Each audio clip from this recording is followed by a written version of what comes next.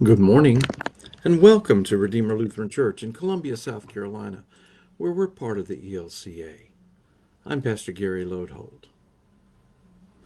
If there is a boring drive in South Carolina, the road from Myrtle Beach to Charleston is it.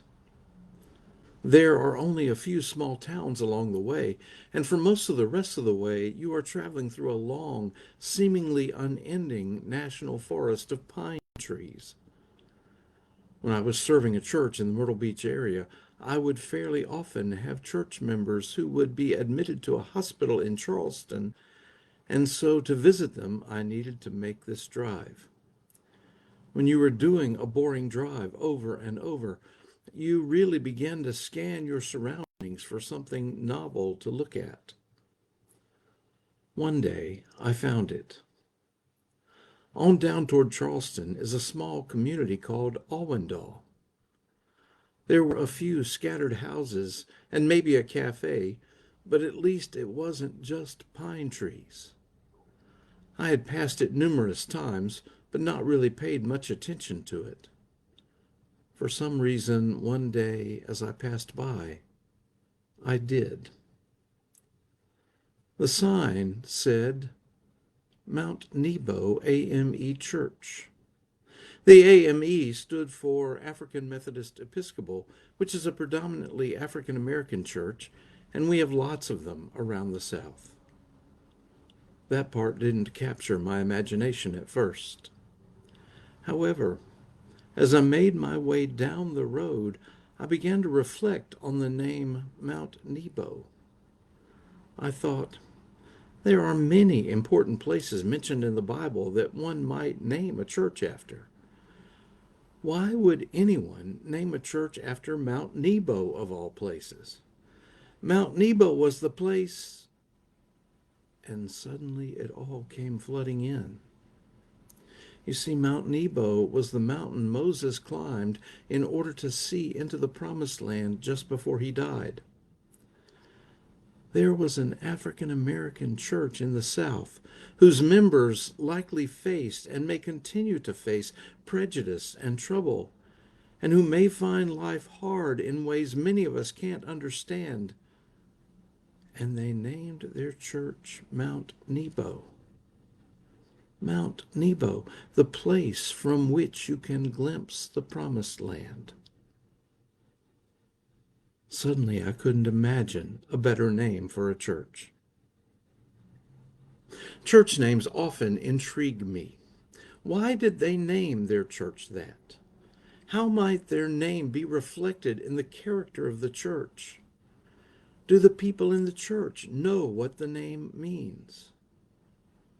Even more, I'm blessed with a seminary education, and I knew that what Mount Nebo was and what it stood for, but I suspect that most people would pass by that church and never grasp the meaning. So I thought it might be fun this week to think about some church names we might encounter and explore the Bible stories associated with them, and then speculate on what those who founded that church were thinking when they named it. So let's begin with Bethesda. Sorry, that's wrong. Let's begin with Bethsaida. Bethsaida was a city where the Jordan River enters the Sea of Galilee right on the northern shore.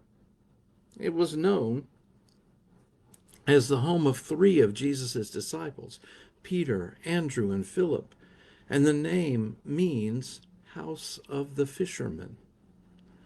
We know Peter and Andrew were fishermen, and perhaps those who named their church Bethsaida are hearkening back to that tradition, saying that important and dedicated followers of Jesus come from this place. That would be a good reason to name a church Bethsaida. However, there is more. Tradition also says that Jesus healed a blind man near Bethsaida, and one gospel says that the multiplication of the loaves and fishes happened near there. Healing and meeting our spiritual and physical needs might also be good reasons for naming a church Bethsaida.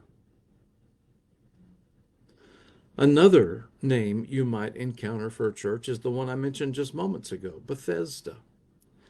If you find the story of the pool of Bethesda in the 5th chapter, we're going to try all that again.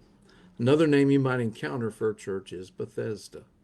You find the story of the pool of Bethesda in the 5th chapter of the Gospel of John. The name comes from an Aramaic word meaning house of grace or house of mercy. More recent scholarship indicates the name is better rendered as Bethzatha. It's described as a pool of water surrounded by columns and porches.